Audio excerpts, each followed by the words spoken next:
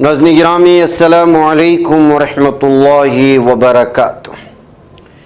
सीधी बात के ताज़ा तरीन प्राइम टाइम में आप लोगों का इस्तकबाल है। नाज़रीन गिरामी, मैं अंसार अज़ीज़ नदवी इस वक्त आप लोगों के सामने कुछ अहम तरीन ख़बरों पर तबसरे लेकर के हाज़िर हुआ हूँ। तफसीलात में जाऊँ उससे पहले आप लोगों से जो दरख्वास्त होती है उस पर तवज्जो करने की अपील करूँगा। नाज़रीन गिरामी, जंग जब ख़त्म हो जाती है तो फिर नुकसानात की हिसाब किताब को लेकर के बैठ जाता है। कौन किसको कितना बड़ा नुकसान पहुंचाया और किसने क्या खोया और क्या पाया। ईरान में इंटरनेट का बहरान मुसलसल गहरा होता जा रहा है और अब ये दुनिया के तवील तरीन नेटवर्क शटडाउन में शामिल होने का खदशा पैदा हो चुका है। Internet monitoring group net blocks के मुताबिक ईरान में इंटरनेट पर पाबंदी 1000 घंटों से ज़्यादा हो चुकी है। मार्च के आगाज़ से कनेक्शन तकरीबन 1% तक महदूद हो चुका है। इस तवील ब्लैकआउट यानी नेटवर्क शटडाउन ने आम लोगों की डिजिटल रसाई और मुवासलाती निज़ाम को शदीद मुतासिर किया है। तशवीशनाक बात यह है कि हालात मामूल पर आने के आसार भी दिखाई नहीं दे रहे हैं, जिसके चलते अवाम भी बड़े मुश्किलों यानी कि मुल्क में नेटवर्क कनेक्टिविटी जो है वो मुकम्मल तौर पर बंद रही है। मार्च से आगाज़ से इंटरनेट की सतह पर गिरकर तकरीबन 1% रह गई, जिसकी सूरत हाल सोशल मीडिया प्लेटफॉर्म्स में एक दूसरे को अपने हालात से आगाही देना और भी बहुत सारी चीज़ें पूरी तरह से ईरान में इस वक्त ठप पड़ी हुई हैं। ईरानी ड्रोन को गिराने में अमेरिका की मदद यूक्रेन ने की थी। सदर ज़ेलेंस्की ने पहली बार इस बात का एतराफ़ किया है। मगरबी एशिया के कई ममालिक में ईरानी डिज़ाइन के शाहिद ड्रोन्स को मार गिराने का दावा किया। उन्होंने कहा कि मुहिम एक वसी हिकमत अमली का हिस्सा है, जिसके तहत यूक्रेन अपने इत्तेहादी ममालिक को इन असलहों से निमटने में मदद दे रहा है जिन्हें रूस उसके ख़िलाफ़ इस्तेमाल कर रहा है। एक तरफ सदर व्लादिमीर ज़ेलेंस्की का यह दावा है तो मैं इस वक्त अरब ममालिक से आने वाली एक तस्वीर दिखाना चाहता हूँ। इसमें बाकायदा इस वक्त गल्फ़ ममालिक से ये जो ड्रोन स्पेशलिस्ट कहते थे अपने आप को, उनको जो है वापस भेजा जा रहा है अपने मुल्क। कहा जा रहा है कि निकल जाओ यहाँ से, आपका कोई फ़ायदा नहीं है, क्योंकि यूक्रेनियन के जानिब से लगाए गए 5 दिफाई सिस्टम वो सब के सब को ईरान ने जो है मिसाइल के ज़रिए से और अपने ड्रोन्स के ज़रिए से तबाह बर्बाद कर दिया गया था और इनके पीछे अरब ममालिक के खरबों रुपए लगाने का कोई भी फ़ायदा नहीं हुआ। ये यूनाइटेड स्टेट्स से आने वाली खबर है, जिसकी वजह से जो है यूक्रेन एंटी एयरक्राफ्ट मिसाइल खुद जो है इस वक्त अरब के 2 बिल्डिंग में स्ट्रक हो गए थे, जिसकी वजह से बड़ा नुकसान हुआ। दुश्मन के ड्रोन्स को रोकने की तो दूर की बात, खुद इन्हीं की ड्रोन ने इनको नुकसान पहुंचाया है। और दूसरी जानिब ज़ेलेंस्की वो दावा करता है, ये कहते हुए इन दोनों बयानों में टकराव महसूस किया जा रहा है, जबकि ज़ेलेंस्की ने कहा कि हमने इसके टेक्नोलॉजी के ज़रिए से अमेरिका की मदद की है। ईरान जंग में अमेरिकी तैयारानुमा ड्रोन तैयारों को वसी पैमाने पर नुकसान पहुंचा है, ये बात तो हकीकत है। CBS न्यूज़ की एक रिपोर्ट के मुताबिक अमेरिका को 1 अप्रैल से मशरिक़ी वस्ता में MQ-9 ड्रोन्स खोने पड़े हैं, जिससे ईरान जंग में तबाह होने वाले अमरीकी ड्रोन्स की मजमूई तादाद 24 तक पहुंच चुकी है। हालिया रिपोर्ट के मुताबिक माली नुकसान का तखमीना तकरीबन $720 मिलियन लगाया गया है, क्योंकि हर रेपर ड्रोन की कीमत मॉडल के लिहाज से $30 मिलियन या उससे ज़्यादा हो सकती है। MQ-9 जिसे जनरल एटॉमिक्स एरोनॉटिकल सिस्टम्स तैयार करता है, एक बगैर पायलट का तैयारा है जो इत्तलात जमा करने, निगरानी, खोज और आईन निशानाबाजी के मिशंस के लिए इस्तेमाल में लाया जाता है। CBS न्यूज़ के मुरतब करदा आदाद शुमार के मुताबिक अमेरिका और इसराइल ने 28 फरवरी को मुश्तरका ऑपरेशन शुरू करने के बाद ईरान भर में 13,000 से ज़ायद अहदाफ पर हमले किए। इसी आदाद शुमार से यह भी सामने आया है कि दौरान जंग ईरान ने खित्ते के 12 ममालिक में अहदाफ को निशाना बनाया। अगरचे मंगल को 2 हफ्तों के लिए जंगबंदी का ऐलान किया गया, इसराइल ने लबनान में हमले जारी रखे हुए हैं।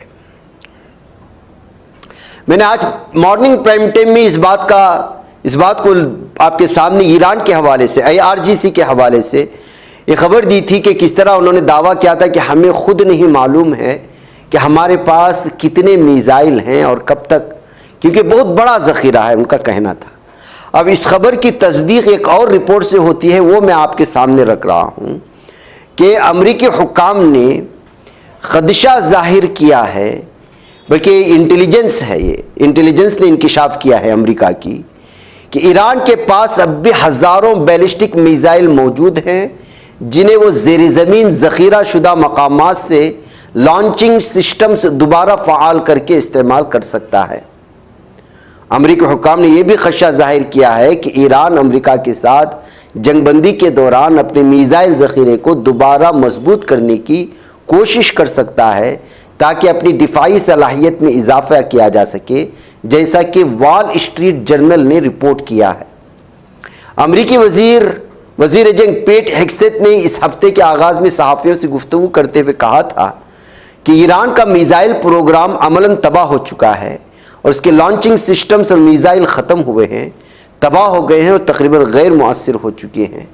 इसी के चलते नाज़रीन गिरामी जो है ईरान बार बार अलग अलग तरह की जो है इस वक्त ख़बरें पेश कर रहा था, और ये आज जो है वॉल स्ट्रीट जर्नल की जानिब से और खुफिया इंटेलिजेंस जो अमेरिका की उसकी जानिब से खुद अमेरिका को दी गई रिपोर्ट है कि आप गलत फहमी का शिकार हो चुके हैं। ज़ेरे ज़मीन ईरान के पास इस कदर बहुत बड़ा ज़ख़ीरा है मिसाइल का जिसका तसव्वुर नहीं किया जा सकता। ऐसे में फिर आज एक वीडियो आ जाती है ईरान की जानिब से, और उस वीडियो के ज़रिए से ये पैगाम देने की कोशिश की जाती है कि दोबारा फिर सायरन का इंतज़ार कीजिए, wait for the sirens again, यानी कि इस गलत फहमी में ना रहें कि जो है हम नहीं आ रहे हैं, आपका इंतज़ार कर रहा। और फिर एक ड्रोन्स की बहुत बड़ी जो है उनका ये इस वक्त जो है पूरी दुनिया के सामने ईरान पेश कर देता है। ये जो इस वक्त ज़ख़ीरा है, इस ज़ख़ीरे को ही आप लोग देख लीजिएगा, यानी कि इस वीडियो के साथ उन वीडियोस को भी अटैच कर दिया गया है जो इससे पहले हमले हुए हैं, चाहे अरब ममालिक में हो या फिर जो है हाइफा और इसराइल में, और फिर इसके साथ लिखा जाता है कि दोबारा हमलों के लिए यानी सायरन की आवाज़ के लिए, यानी इसराइल, जाहिर सी बात इसराइल में जैसे ही कोई ड्रोन या फिर जो है मिसाइल के अटैक होने की खबरें होती हैं तो सायरन बजते हैं, लोग अंदर बंकर्स में छुप जाते हैं। तो उसी तरह से जो है ये ऐलान किया गया कि आप दोबारा सायरन का इंतज़ार कीजिए। तो इस तरह से नाज़रीन गिरामी एक बार फिर अलग अलग एतबार से जो इन तमाम चीज़ों को ईरान जहां ला कर के अपनी पोजीशन, अपनी ताकत दिखाने की कोशिश कर रहा है, तो जालिम सहनी दरिंदा इसराइल इस्लामाबाद में होने वाले मुज़ाकरात को ख़त्म करने की साजिश रच रहा है और हिज़्बुल्लाह पर कई ताबड़तोड़ हमले कर रहा है, और मुकम्मल तौर पर इसका जवाब भी लबनानी हुक्काम की जानिब से या हिज़्बुल्लाह की जानिब से दी जा रही है। जैसे कि मैंने मॉर्निंग प्राइम टाइम में भी कल जो हमले हुए थे उसकी तफसीलात सुनाई। मारकबा बनी हयान के इलाके में ज़ोरदार धमाका हुआ, जबकि शैबा शहर की मुज़ाफ़ात में एक मकान को निशाना बनाया गया। बिन्त जुबैल और शकरा के कस्बों पर ये सब के सब लबनान के इलाके हैं। जाफा में होने वाले हमलों के बाद इमारतों को निशाना बनाने और हवा से गाढ़ा धुआं उठने की वीडियो सामने आ रही हैं। इसराइल हमलों को वाज़ेह करने के लिए इस्तेमाल कर रहा है कि वो अपने मकासद से पीछे नहीं हटेगा। तो नाज़रीन गिरामी, एक तरफ सीज़ फायर की कोशिशें और दूसरी जानिब ज़ालिम सहनी दरिंदों की ये साजिशें, दोनों को देख कर के आप अंदाज़ा लगा सकते हैं कि ये कहाँ तक जो है चलने वाला है। उधर नाज़रीन गिरामी, आइए एक कुछ और ख़बरें मिडल ईस्ट की देख लेते हैं। जैसे कि मैंने कहा कि एक तो चाइना का डिफेंस सिस्टम पूरी तरह से ईरान में जो है वो तैनात करने की कोशिशें हो रही हैं। अब एक और वीडियो आई है इस वीडियो के ज़रिए से LAIRCM सिस्टम कहते हैं इसको। ये बराह रास्त हवा में जो जंगी तैयारा होता है उसको अटैक तो नहीं करता, लेकिन उसके पीछे पड़कर उसके पास मौजूद ऐसी तेज़ शुआएं जो आग पैदा करती हैं, वो जो है बराह रास्त उसकी ख़ास चीज़ को जो है कैच करके आग लगाने की कोशिश करता है फ़िज़ा में। अब इस सिस्टम पर, इस दिफाई सिस्टम पर ईरान पूरी तरह से कामयाब हो चुका है। इस सिस्टम पर भी उसका कब्ज़ा हो चुका है कहते हुए इस वीडियो को शेयर किया गया है, जो कि तेज़ धार रोशनी या शुआओं के ज़रिए से दुश्मन के एयरक्राफ्ट को मार गिरा सकता है, जिसको हीट सीकिंग वेपन्स कहा जाता है। इसके अलावा नाज़रीन गिरामी, स्पेन को कल जो है धमकी दिया था इसराइल ने। जाहिर सी बात है स्पेन पूरी तरह से इस वक्त ईरान के साथ होने वाली जंग में ख़ुद को अलहदा करके लगातार तनकीद की जा रही थी इटली से, स्पेन से। तो धमकी देने की कोशिश हुई थी जालिम सहरी दरिंदे नेतन्याहू की जानिब से।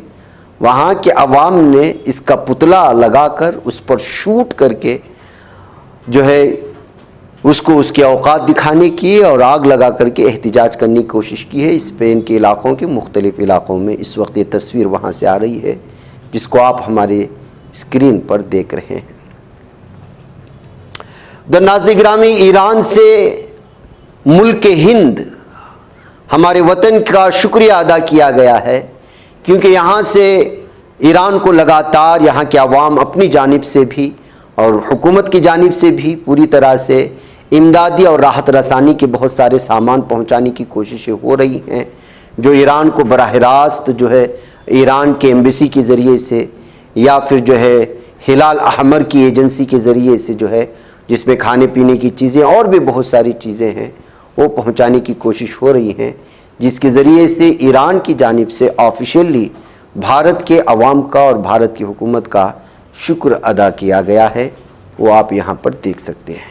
Bismillahirrahmanirrahim. I consider it my duty to sincere gratitude to the people and the government of India for their sympathy and solidarity with the people and the government of Islamic Republic of Iran in these difficult times. The embassy of the Islamic Republic of Iran in Delhi had utilized from the voluntary contributions of the people of India to purchase medicine, and you can see the part of these efforts. And I want to say that the people of India demonstrated that they are reliable and compassionate partners in the difficult times and the times of hardship. And I would like to extend my thanks to the government of India for facilitating all the necessary arrangements, and thank you. नाज़रीन में Ireland से खबर आ रही है कि उन्होंने फ़िलिस्तीन को officially जो है अब रियासत तस्लीम कर लिया है। वहाँ के मकामी मीडिया में इसकी सारी तफसीलात डबलिन से सामने आ रही हैं, लाइव आ रही थी, जो है बाकायदा अब जो है फ़िलिस्तीन को एक स्टेट के तौर पर आयरलैंड रिकॉग्नाइज करेगा, यानी कि उसको तस्लीम कर लिया है। नाज़रीन में इराक़ में तालिबात ने अपने डिग्री हासिल करने की जो है तकरीब में खामिना-ई की तस्वीर को जो है सामने लाते हुए अलग अंदाज में जो है अपनी डिग्री को उनके नाम मौसूम किया है। उसकी ये तस्वीर भी इस वक्त इराक़ से आ रही है। एक और तस्वीर है नाज़रीन गिरामी, ईरान क्यों कामयाब है, ईरान क्यों दुश्मन होता है बाज़ ममालिक का, और क्यों आगे है टेक्नोलॉजी में, क्यों आगे है मेडिकल के शोबे में, क्यों आगे है दिफाई सिस्टम में। उसको अगर एक नज़र से देखना चाहते हैं तो वहाँ के तालीम याफ्ता तबके की फ़ीसद देखिएगा, जो ऑफिशियली रिपोर्ट है और स्क्रीन पर उसकी तफसीलात है। ईरान में तालीमी तौर पर तालीम के एतबार से 99% आगे है। यानी यहाँ का तबका 99% आदमी पढ़े लिखे हैं। यानी कि गैर तालीम याफ्ता पूरे ईरान में सिर्फ 1% पाया जाता है। तो आप अंदाज़ा लगा सकते हैं। इसके अलावा उसके मुकाबले में यूएसए को देखा जाए तो 92% वहाँ पर लिटरेसी है। रेप रेट, जराइम ख़वातीन के ख़िलाफ़ ईरान में 0%। रेप होते ही नहीं हैं, अगर करता है तो फौरी तौर पर सज़ा है। ऐसा नहीं कि 2 महीने चला दिया, 4 महीने चला दिया और फिर उसके बाद छोड़ दिया, नहीं। और वो भी सीधे जो कानून में, जो इस्लाम और शरीयत में मौजूद है वही सज़ा। और यूएसए में रेप रेट है 2% से 3%। और अगर कोई करते हुए पकड़ा गया तो 10 साल की सज़ा जेल में।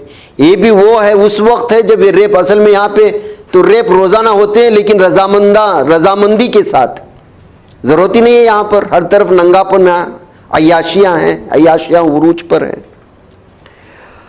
और साइंस में ख़वातीन किस कदर आगे हैं ईरान में, आप इस फीसद को देखकर के हक्का बक्का रह जाएंगे। इससे पहले मैंने साफ और कहा था एक प्राइम टाइम में कि ड्रोन्स सिस्टम में काम करने वाली सबसे ज़्यादा ख़वातीन हैं। यानी ईरान के ड्रोन्स जो तैयार होते हैं उसके अंदर के कारखानों में सबसे ज़्यादा ख़वातीन पाई जाती हैं, जो ड्रोन्स को डिज़ाइन कर रही हैं, उसके टेक्नोलॉजी में अपना जो है सारा कुछ टेक्नोलॉजी पेश कर रहे हैं।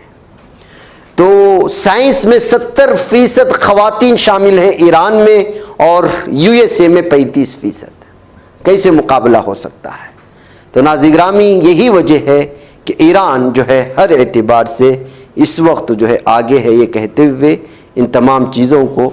और ये उन लोगों के मुंह पर सबसे ज़ोरदार तमाचा है जो कहते हैं कि ईरान में ख़वातीन के साथ ज़्यादती होती है, उनको जो है पीछे धकेला जाता है। अगर वो जो है हिजाब में रहते हुए, उनकी लिटरेसी की ये आलम है, वो अगर जो है साइंस में इस कदर आगे हैं तो आप अंदाज़ा लगा सकते हैं बेहिजाबी ख़वातीन की क्या हालात है। बहरकैफ नाज़िर-ए-गिरामी, इस वक्त आइए कुछ और ख़बरें हैं हमारे भारत के ताल्लुक़ से। 2-3 ख़बरें आपके सामने रखूं। टीएमसी लीडर इस वक्त जो है बंगाल में लगातार मुसलमानों के सबसे ज़्यादा वोट काटे गए हैं नाम वोटर लिस्ट से, जैसा कि आप जानते हैं। और मगरबी बंगाल में असम्बली इंतखाबात 2026 के लिए इंतखाबी मुहिम भी अपने शबाब पर पहुंच चुकी है। मरकज़ी वज़ीर दाखिला अमित शाह ने एक बार फिर मगरबी बंगाल में दरअंदाजी का मामला उठाकर उसके लिए ममता हुकूमत को जिम्मेदार ठहराया।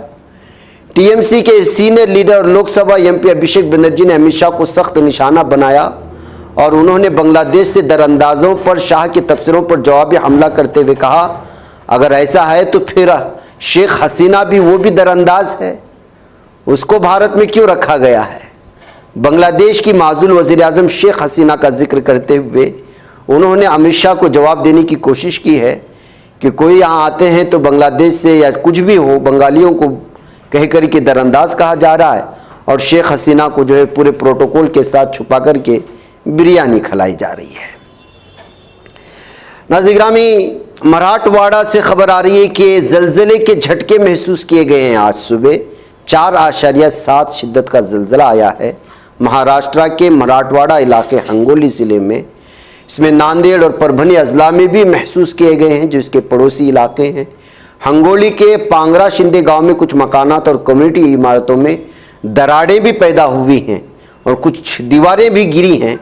ये बताया जा रहा है कि नेशनल सेंटर फॉर सेस्मोलॉजी के मुताबिक ज़लज़ले के झटके हफ्ते की सुबह 8:45 पर महसूस किए गए।